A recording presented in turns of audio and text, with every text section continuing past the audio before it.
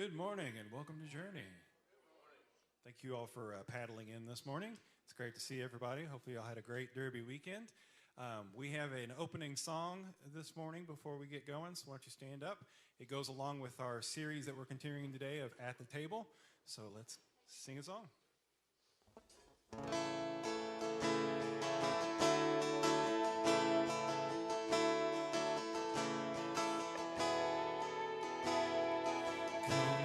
Sadness from wherever you've been. Come broken-hearted, let rescue begin. Come find your mercy, oh sinner, come near. Earth has no sorrow that heaven can't heal. Earth has no sorrow that heaven can't heal. So lay down your burden.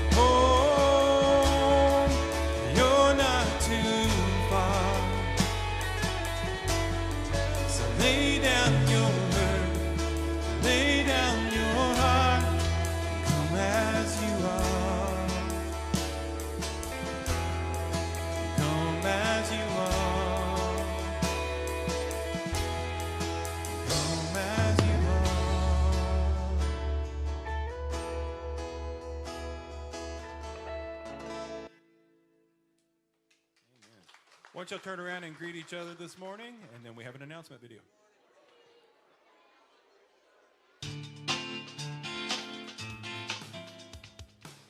Hi Journey, we have a few announcements for you today.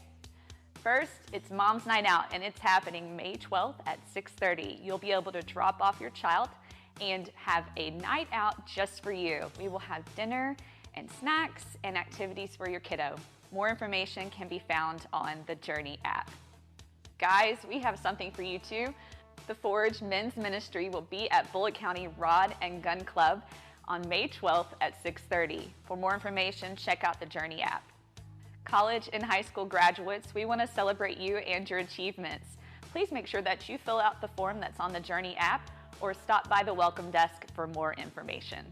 Don't forget, we have 3 services here at Journey now. That's Thursday at 7 p.m., Sunday morning at 10 and 11:15. If you're a guest or a visitor, we're so glad to have you here. Please make sure that you stop by that welcome desk. We have a free gift for you, and we would just love to tell you about all the great things that we have going on here at our church.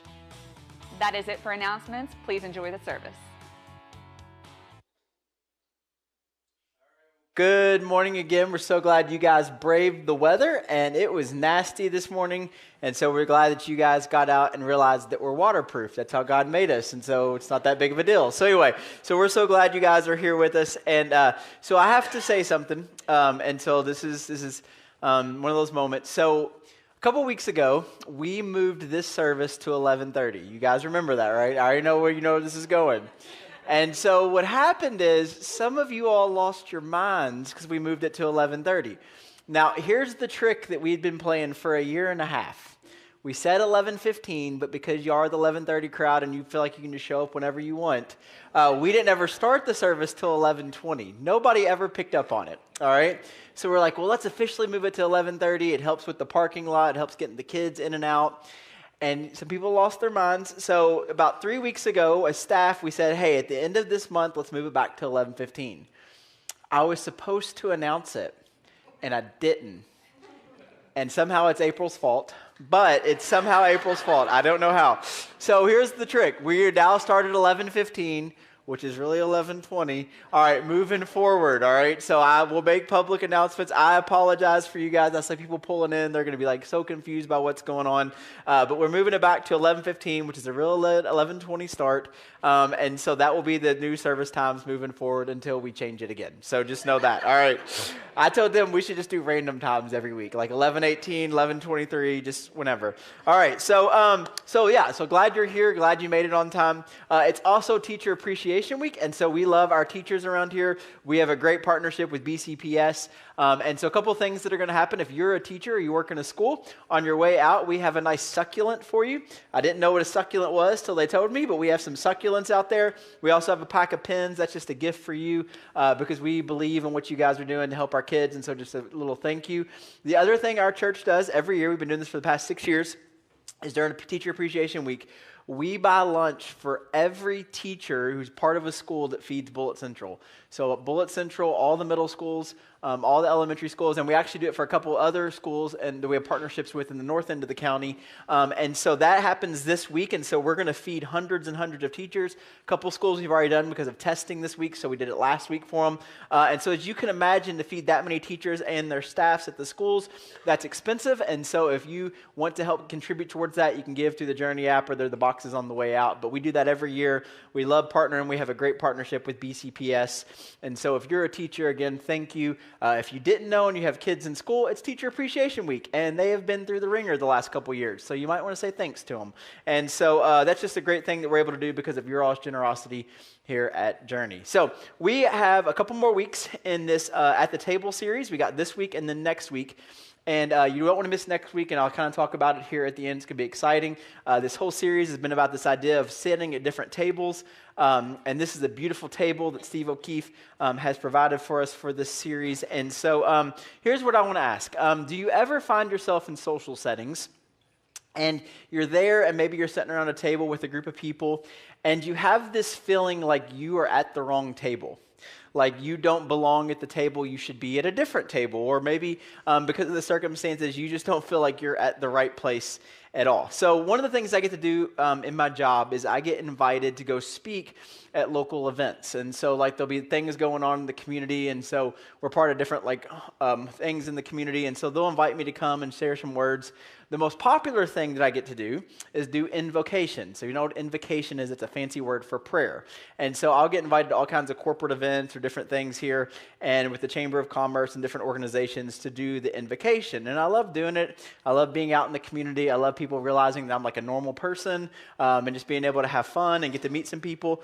And so this year, my friend over at the health department, Liz, she invited me to do the invocation for this Healthy Hearts Luncheon. Now, if you know what that is, it's a big event they do at the Paraquet Springs every Valentine's Day. It's this great event.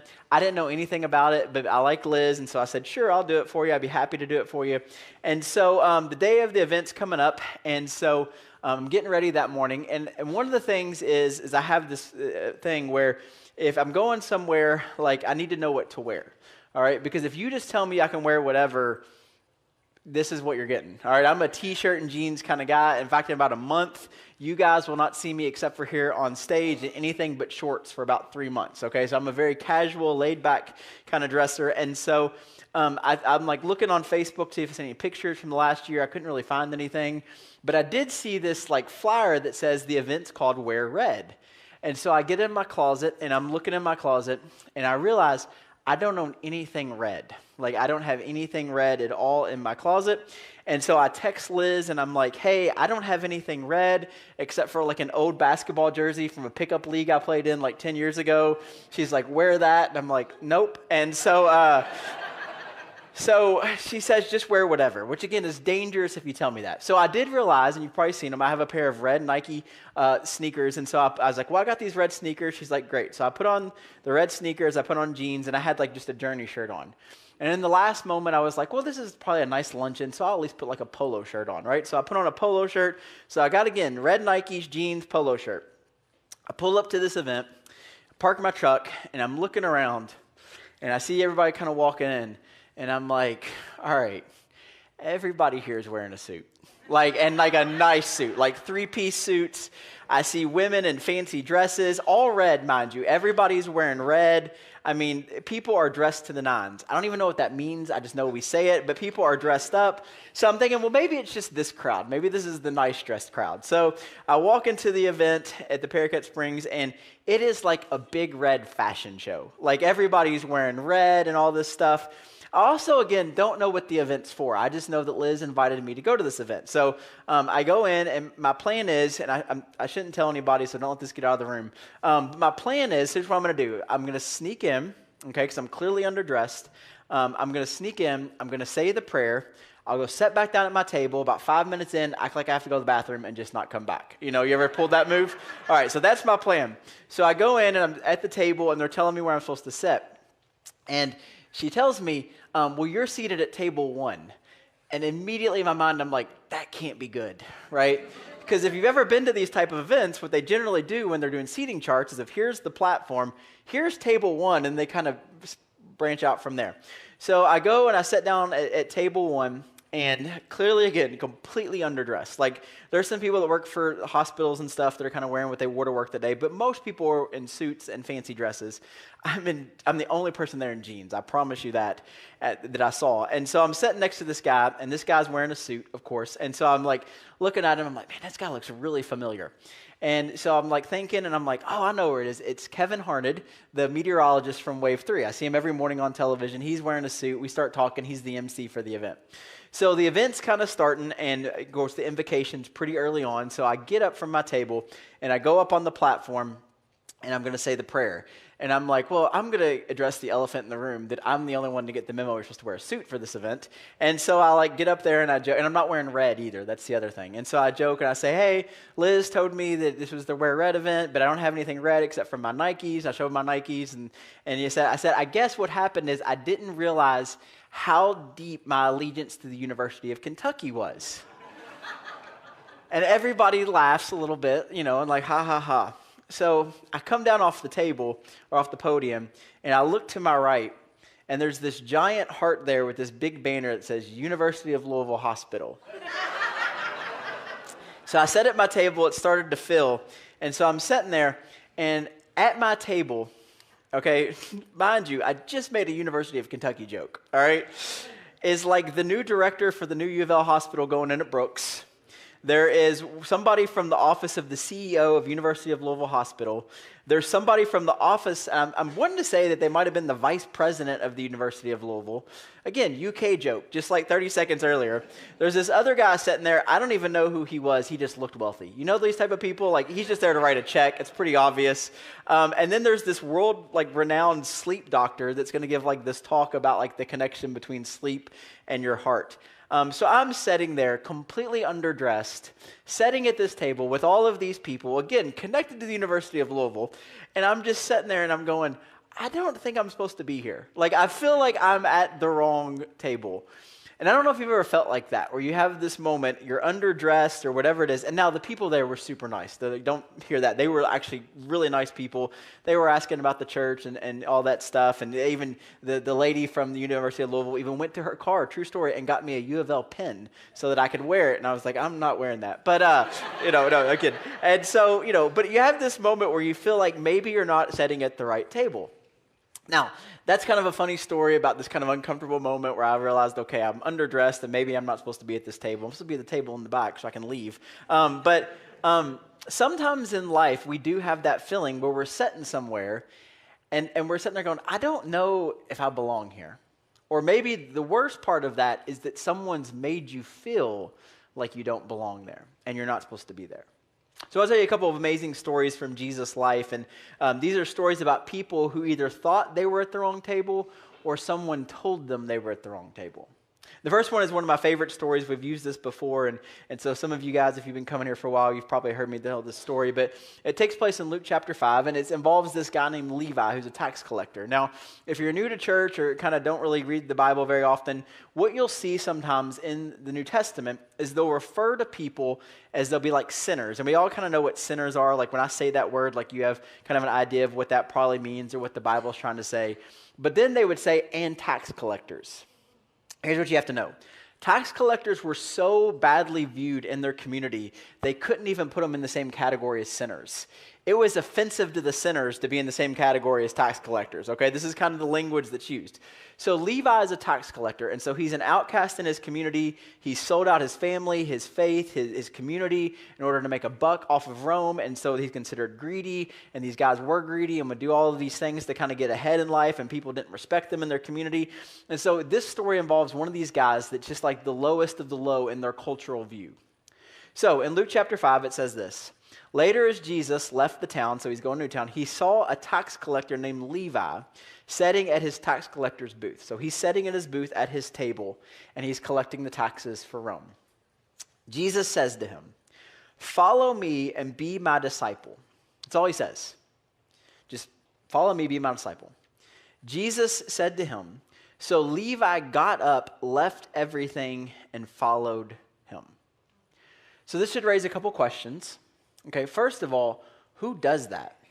Like, who would be willing that your life is so bad that somebody walks up and says, just come follow me, and you just get up and leave everything? Like, how bad does your life have to be, or how bad do you have to view your life? Now, for some of us, the defense might be, well, it's Jesus. So, like, if Jesus walked in those doors right now and invited you to do something, the temptation for all of us would be like, it's Jesus. We got to get up and we do it. But here's the thing. At this point in the story, Jesus isn't Jesus. Like, how like Southern Baptists say it. Like, he's not Jesus. He's just a dude. Like, he's just this guy. Like, in this region, he's got some followers. His reputation's starting to grow. But he's not a big deal yet.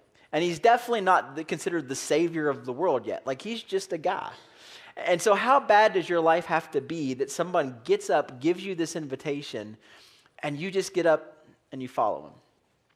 I mean, how bad does it have to be that someone offers you a glimmer of hope and you jump at it, no questions asked?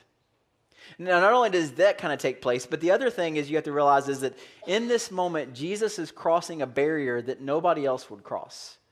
Nobody wants to associate with tax collectors. Nobody wants to have anything to do with them. And so you have to imagine that Levi is probably a little bit confused, that here's this guy that's kind of earning this reputation as like this rabbinical teacher and this kind of holy man, and he's inviting me. The disciples that are walking with Jesus are probably really confused that now this guy's going to join us. Like, really? Like, he's going to be a part of like us? And then you have these religious leaders, the Pharisees, that are kind of watching this whole thing unfold. And so everybody here is probably really confused. But it gets worse. So in verse 29, it says this: Later, Levi, again the tax collector, held a banquet in his home with Jesus as the guest of honor. Jesus goes to this. He accepts this. Many of Levi's fellow tax collectors and other guests also ate with them. So this raises another couple questions. First of all, Jesus goes. So it's one thing for Jesus to see this guy that's struggling in life and invite him to follow him. It's a completely different narrative that Jesus feels comfortable going into his home. Because now in their culture, when you kind of invite somebody in your home, you're going to be associated with this person. This is an acceptance thing. That Jesus is accepting of Levi. And then the other question is, it says many of Levi's fellow tax collectors. Again, these guys are so low. Their only other friends are other tax collectors and other guests. Here's the question: who are those other guests? Who are these people that their life is so distraught, they feel comfortable hanging out with tax collectors? And here is this scene where Jesus is right in the middle of all of it. In the place where many people don't think that he should be. Jesus gets this reputation that you'll see throughout the scriptures where it says that he was the friend of sinners. And there's this great quote by Andy Stanley. It said, if Jesus was worried by guilt by association, he would have stayed in heaven. It's an insult to everybody else, but he doesn't wear it as an insult. He almost wears it in some ways as a badge of honor. People who were nothing like Jesus, and they didn't just simply like him and be respectful of him, they actually liked him. They wanted to spend time with him. They were comfortable around him. We see here that they actually invite Jesus into their homes, and Jesus actually goes. That Jesus, who represents God and Abad in this point, he's literally there, and these people who are nothing like Jesus and who everybody else thought they would be the people that someone like Jesus would reject, he is comfortable with them. Over and over we see in the Gospels Jesus mixing it up with these type of people. And Jesus was there and he was okay with being there, even though nobody else thought he should be. Now you got to notice that he ate with sinners. And so this is an important detail, is that he was comfortable sitting there with sinners and tax collectors, but he didn't become one. He was very clear on who he was. So he didn't become one, and I think this is important because we're going to see some language here in a second that sometimes we have to be careful, okay, when we surround ourselves with people, and Jesus never allowed this. He never allowed the sick people to tell him what was healthy. He knew who he was and what he was doing.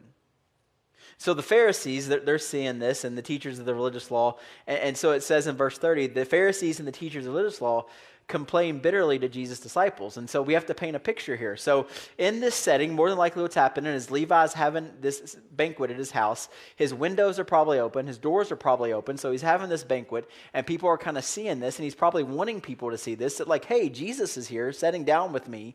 And so he's wanting to see this. And so on the outside of the house are the Pharisees observing all of this, judging this, condemning this. But notice who's next to them. The disciples. The disciples don't even feel comfortable going in this house. Jesus' own disciples are kind of sitting back going, Jesus, it's one thing that you invite this guy to follow us, but for us to go into this guy's house, now we're going to get a bad reputation. And then they ask this question, and it's such an awful question, isn't it? Why do you eat and drink with such scum? What a fascinating word, scum, right? Why do you eat and drink with these type of people? See, the assumption is that if Jesus was here today, walking as he was back then, that we think that he would be in a place like this. He would be comfortable coming into a church and sitting at a table in front of a church. But what we see over and over again is the place that we thought Jesus would be is actually not the place that he was. And notice the Pharisees are on the outside, the disciples are on the outside, and they're not really sure that any of them should be engaging in this situation. And you can't blame them. See, I think the thing that we have to remember about what Jesus offers and what he does is it seems a little weird, right? It seems that this religious leader, this religious person would be comfortable amongst all of these people that if we were to put them in boxes are so far from who Jesus is. And then you got to think about what Jesus is extending in this invitation to Levi, and we see this in the story, like that he's extending forgiveness to this guy. He's extending grace to this guy. He's extending mercy to a tax collector. One of the things that we use at church is we say things like, and other churches say this too, like we just sing a song, "Come as you are." Come as you are as long as you fit into the box that we want you to fit into. Come as you are as long as you check all your stuff at the door. Right? That's what we think. And here is Jesus. It seems scandalous. It seems weird. And it seems really weird because you got to imagine the people watching this. Like, he's a tax collector. Like, he screwed us over. Like, he screwed over his community, his family. I mean, this is a bad person, and Jesus is just sitting there with this guy. It seems kind of weird. I mean, and we live in a world where we think people should get what they deserve. And if Levi deserves anything from Jesus, it's a stern talking to, it's condemnation, it's judgment for who he is, and then maybe he'll change his life. But that's not what Jesus offers. Jesus, he overhears this, and you got to be careful what you say around Jesus. He's not even talking to them, but he overhears this, and he says this. Jesus answered them, "Healthy people don't need a doctor, sick people do." Now, you got to imagine this is a little bit offensive to these guys. Can you imagine sitting there and be like, "Yeah, Jesus is with us." Well, they're the sick people. What? Like, seriously? Like, we're but he's being honest. He's being himself. "I have come to call not those who think they are righteous, but those who know they are sinners and need to repent." And Levi knows, remember? Jesus says, "Come and follow him." What does he do? He immediately gets up and leaves. Now, if we could freeze this moment in time in this story, we'd be left with a couple of unsettling truths. First of all, the grace and the acceptance that Jesus offers is inviting to the unrighteous and threatening to the self-righteous. Jesus is always going to be self-threatening to those who are self-righteous. Also, the troubling part of this story is the invitation of mercy, grace, and acceptance. It doesn't make sense in our world because that's not how we operate. But Jesus is wanting to change the view for people of what God is actually like. And so in this next story we're going to see about 2 chapters later, he does this in a way that nobody was expecting.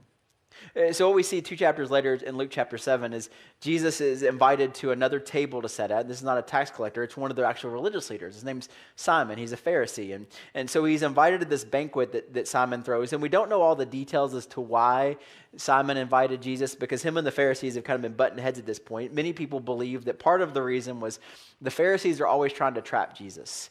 They're always trying to trap him into saying something or doing something that they can use against him, not only so that the people will see this and hear this and be like, okay, he's not really who he says he is, and he's not a prophet, and he's clearly not from God. So they're always trying to trap him up.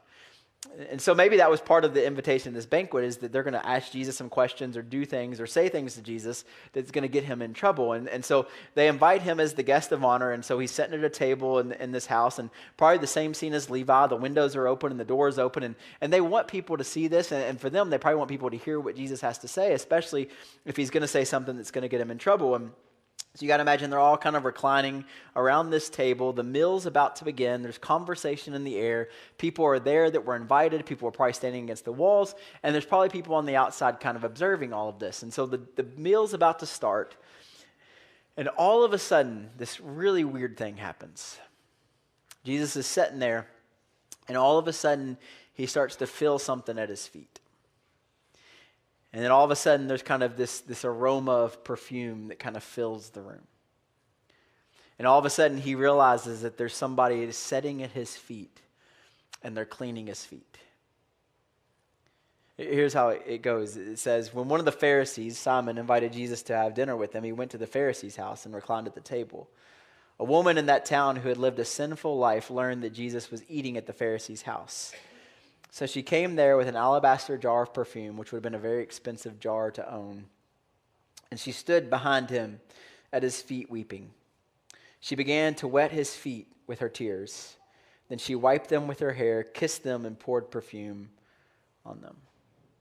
So, we read that, and I know it's like this kind of emotional scene, but like it's weird, right? Like he's sitting there, and this woman comes along, and all of a sudden now she's cleaning his feet, which is like this customary thing that you do when someone came in your house, because we talked about your feet are dirty from the travel and the dust and the dirt and all that stuff. And so she's sitting there and she's cleaning them, but she's cleaning them with her tears. Like, this is a woman that's broken. This is a woman that's experienced things. This is a woman that's lived a hard life. And so she's sitting here at Jesus' feet, and she's like, it's like the sign of submitting to him. And she's cleaning his feet, and she takes this perfume and she breaks it open, and probably a perfume that was even more expensive than she could even afford. And she breaks it over his feet. And there's probably this moment when the Pharisees are like, aha, we got him. See, what you have to understand is that for a Pharisee to have a meal like that, their house would have been had to be ceremonially clean. So it would have to be kind of this environment where everything is ceremonially clean that's kind of taking place here. And now all of a sudden, this unclean woman is in this house. And not only is she in this house, but she's touching Jesus' feet. And so now the whole thing is tainted. The whole thing is messed up. And who is Jesus anyway, that if he knew who this woman was? I mean, listen to what Simon thinks in verse 39. When the Pharisee who had invited him saw this, he said to himself, if this man were a prophet, he would know who is touching him and what kind of woman she is, that she is a sinner.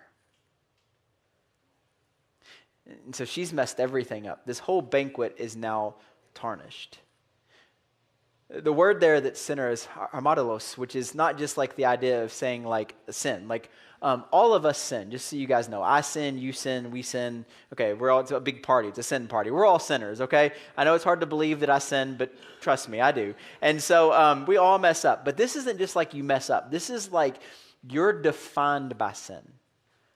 This is who she is. It's her identity. It's the way that people view her. So in their minds, she's a sinner. She's outside the covenant. She's unacceptable to God. She's ceremonially unclean. And everybody knows that she should not be here. And if Jesus is who he says he is, he should not be letting this woman touch him. And so the scene kind of unfolds that Jesus is just kind of sitting there. It's so bizarre. Like, Jesus doesn't say anything about it, right? Like, if you touched my feet, there would be a problem, all right? And like, Jesus just keeps going, like, yep, this is happening. And so again, Simon thinks, like, Jesus, if you knew who this woman was, then you wouldn't, all this thing. Now again, be careful not only what you say, but also be careful what you think around Jesus. And so they're eating and they're chatting, and this is all unfolding. And Jesus just looks at Simon, and he says, Simon, I want to tell you a story. It's out of the blue, like no setup, no context, just out of nowhere. He says, Simon, I want to tell you a story. And so here's the story. So you got two merchants, and so these guys are business owners, and they have to get in a place where they need to get some money. And so they go to this money lender, and so the money lender lends them some money. And so one of the guys that he lends money to, he gives them about 50 denarius, which is about 50 days worth of, so a denarius is about 1 day's worth of work, or 1 day's wage. And so for about 50 days worth of an advance of money. And so he gives it to this guy, so this guy can get ahead and get on with his business. And then there's another guy that comes along, and he lends him 500 denarius, which would be about 1.5 years worth of wage. And see, they get to this point where this guy's about 1.5 months behind, this guy's about 1.5 years behind, and all of a sudden they've been given all of this. They now owe this debt to this guy.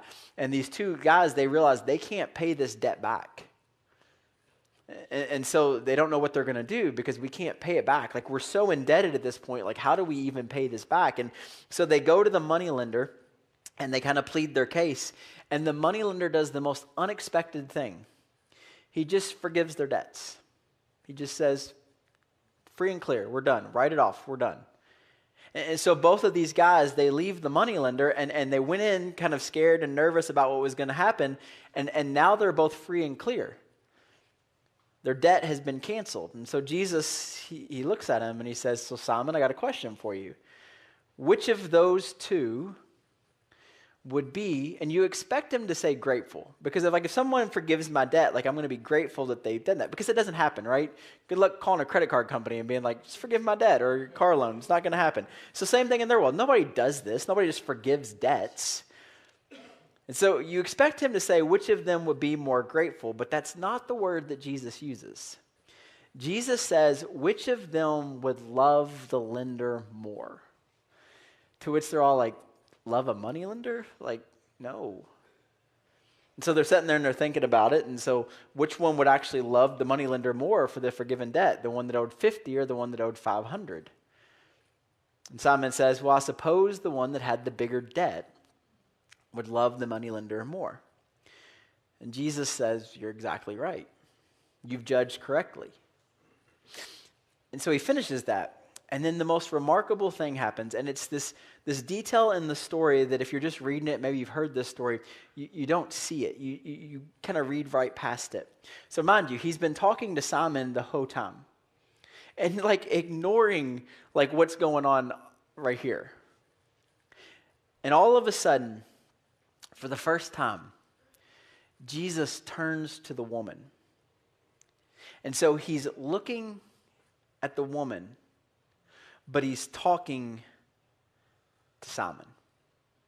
So he's looking at her and he's talking to Simon. And maybe for the first time in a long time, someone's looking at her and someone's seeing her. Not the way that everybody else sees her, not the categories that everybody else has put her in, but he actually sees her. And this is the part of the story that if you've come to church, or maybe part of your story is that you've sinned a lot. You got a lot of baggage, you got a lot of stuff, you got a lot of problems. And so Jesus, he looks at her, and it's so brilliant. He's looking at her, and he's talking to Simon, and he says this in verse 44. He says, then he turned towards the woman and said to Simon, do you see this woman? To which everybody there was like, yes, we see her. That's all we've seen for the last 15 minutes. What is going on? But I don't think he's saying, do you just see what's happening? Do you see this woman? Because they didn't. All they saw was a woman that was unclean. They despised her. They rejected her. They condemned her. They don't think she belongs at this table. Here's what Jesus says. Simon, I came into your house, and you did not give me any water for my feet, but she wet my feet with her tears and wiped them with her hair. You did not give me a kiss, but this woman from the time I entered has not stopped kissing my feet. You did not put oil on my head, but she poured perfume on my feet. Remember, he's looking at her, talking to Simon.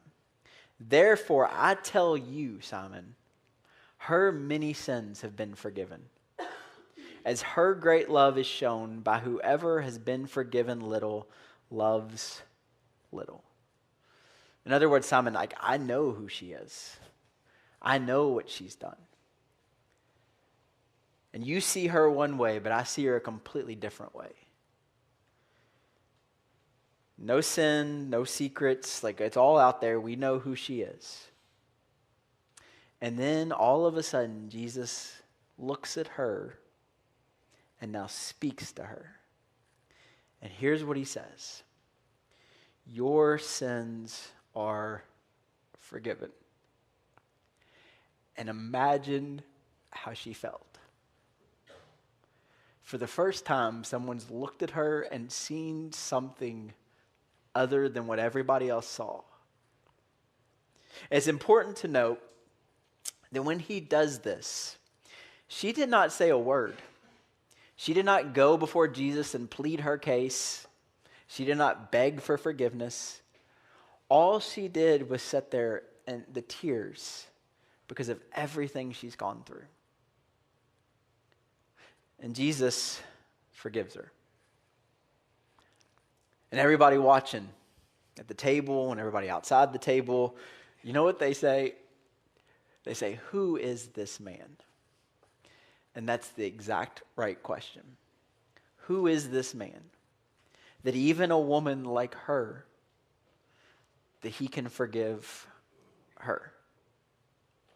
Which begs the question, if he can accept and sit at the table with a man like Levi, and he can allow this woman who everybody else would not allow to touch them, to touch him, and then for him to accept her and to see her and to love her and to forgive her, if he's done that for them, what could he do for you?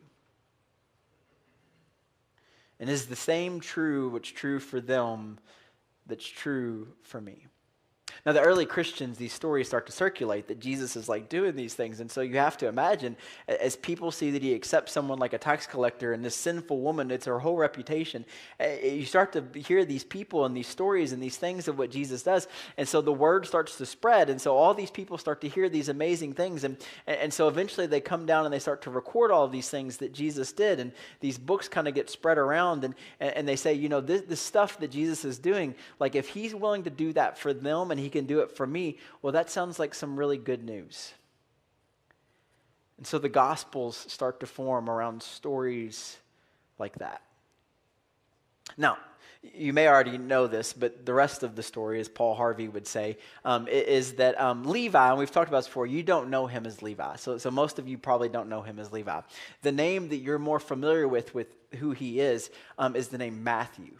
As in Matthew, the gospel writer Matthew the apostle. So Jesus, when he says, come follow me, like he meant it. And so Matthew gives the rest of his life following Jesus. And then eventually he realizes that what Jesus has done is so important that he's not just going to talk about it, he's going to write it down. And so he creates this gospel book that many of us read even today.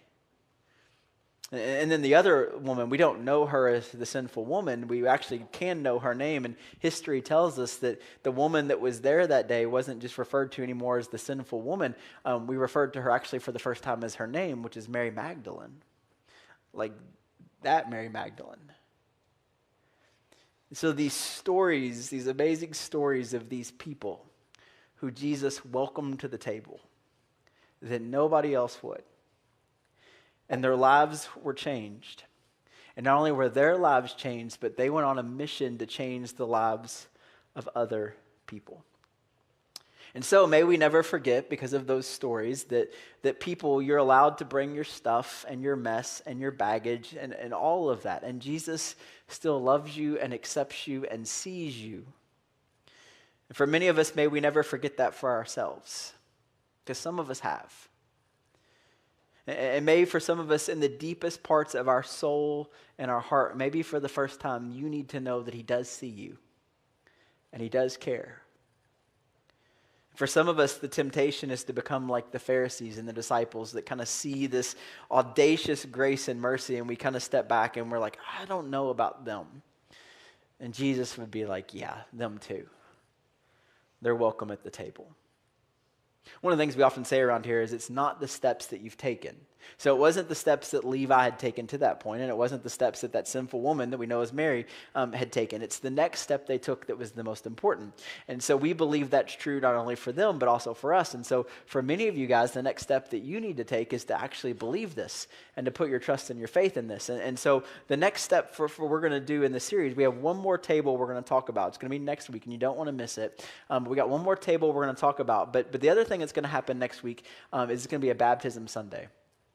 Which means if your next step is to actually believe this message and to put your trust and your faith in Jesus, we would love to baptize you. And it's also Mother's Day, and your mama would be so proud if you got baptized on Mother's Day. I can tell you that. So if that's your next step, we would love to talk with you about that. About this man. Who is him? Who is him? Who is him? Who is him? Who is this man that accepts even these people to sit at the table? Let's pray. Father God, we love you. We thank you. We thank you for the stories that we have of these amazing people that encounter you, that everybody else rejected and looked down upon and said things about and felt uncomfortable about. But yet you embrace them, God. You allow them to be in these moments to tell these amazing stories of your grace, your love, and your mercy. And so, God, what's true of them and what became true of them, may we also know that it can also be true of us. And God, that same invitation that was extended to them all those years ago is the same invitation that many of us in this room have already replied to. And many of us in this room, even if we have questions or thoughts, God, that maybe our next step is to just start to hope and to believe that maybe these things are true. And so, God, my prayer is that whatever you need to say to us, speak to us, whisper to us in these next few moments, that you do that. For some of us, God, that every time we hear the word baptism, we just get nervous and we get kind of our hearts racing. And maybe that's just you kind of saying, you know what, maybe that needs to be your next step. And so, God, whatever you need to speak to us in these next few moments, we ask that you speak that. In your son's name we pray. Amen. So every week we come to this time where we gather around a table, and we partake in communion. And communion is kind of this representation that Jesus gives his first followers of what it means to put your trust in your faith, that he did give of himself fully for us. And so all that we ask is we start to sing these songs, that maybe in your heart you start to believe these songs, you start to trust in the hope that he gives.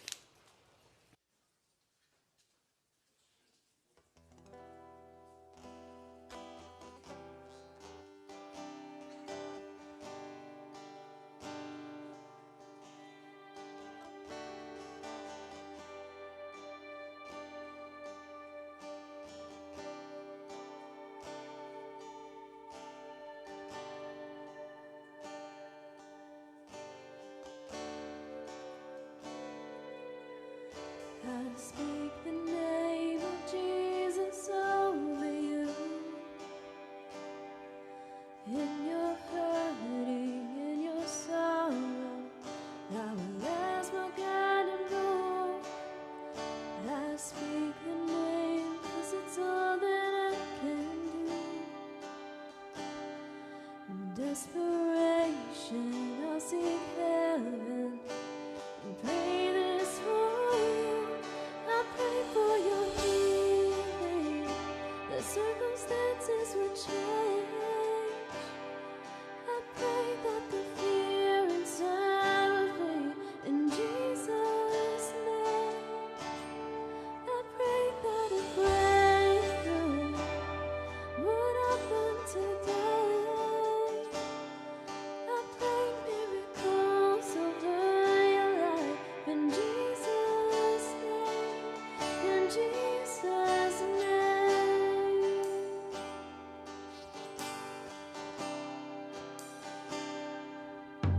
I speak the name of all authority,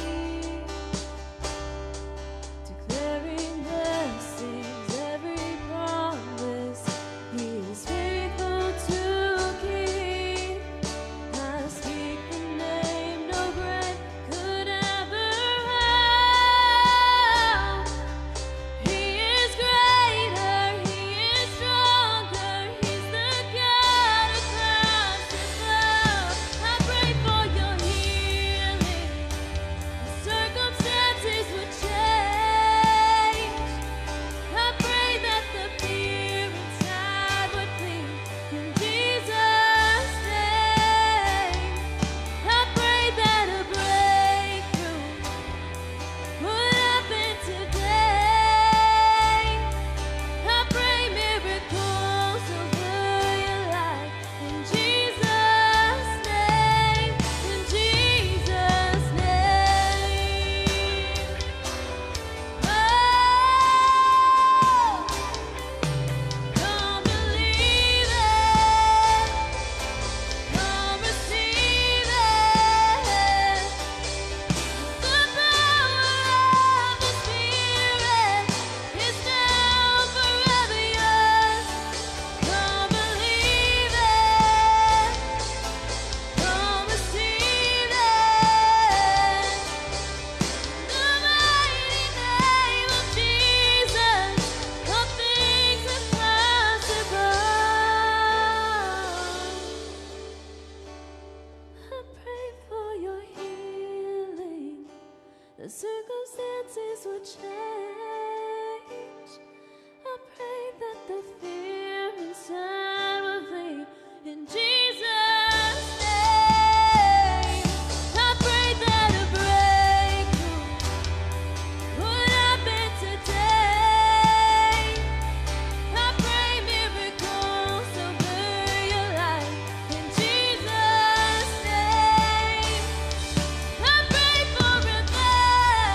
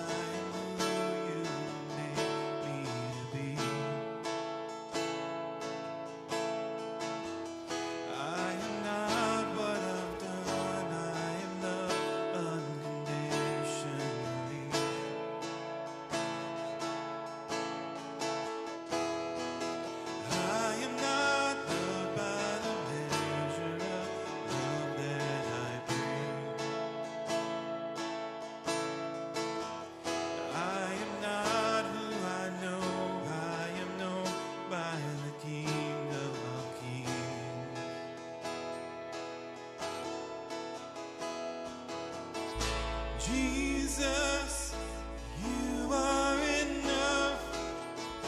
Jesus, you are enough for me. With nothing, I still have everything. Jesus, you are enough for me. You are maker made visible, holding the world in your hands. You are patient and merciful, giver of grace without end.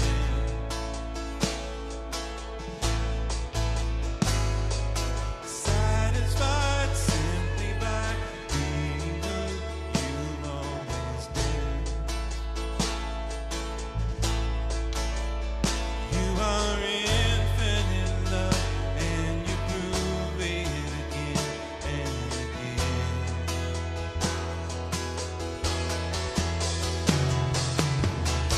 Jesus, you are enough.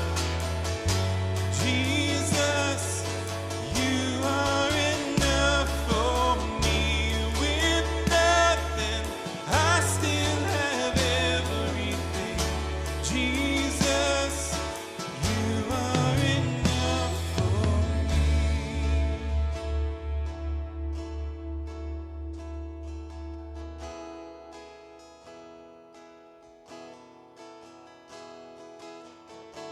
In you I am created. In you I am sustained. With you I'm resurrected. You overcame the grave. With you I stand in victory. Now what else could I need? With you I want for nothing. Jesus, my everything. Jesus, you are enough. Jesus, you are enough for me. With nothing, I still have everything. Jesus, you are enough for me. Jesus, you are enough. Jesus, you are enough for me. With nothing, I still have everything. Jesus, you are enough for me.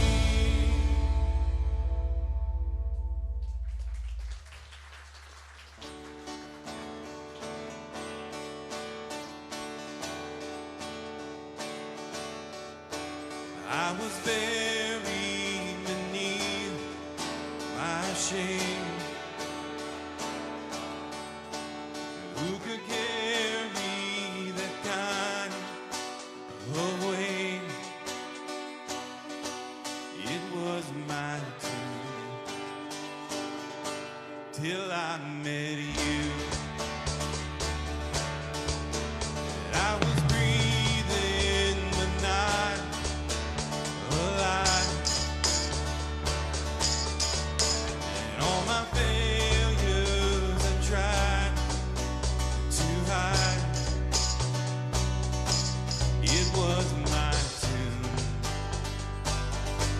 till I met you. You called my name, and I ran out of that grave, out of the darkness, into your glorious day. You called my name, and I ran out of that grave, out of the darkness, into your glorious day.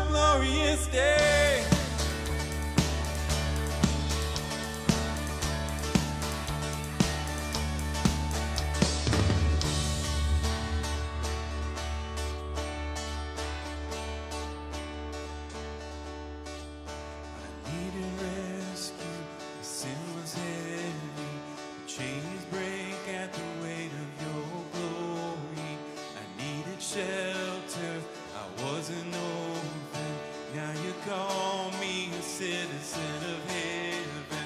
When I was broken, you were my healing. Now your love is the air that I'm breathing. I have a future, my eyes are open. 'Cause when you call my name, I run out of that grave, out of the darkness, into your glorious day. You called my name, and I ran out of that grave, out of the darkness, into your glorious day.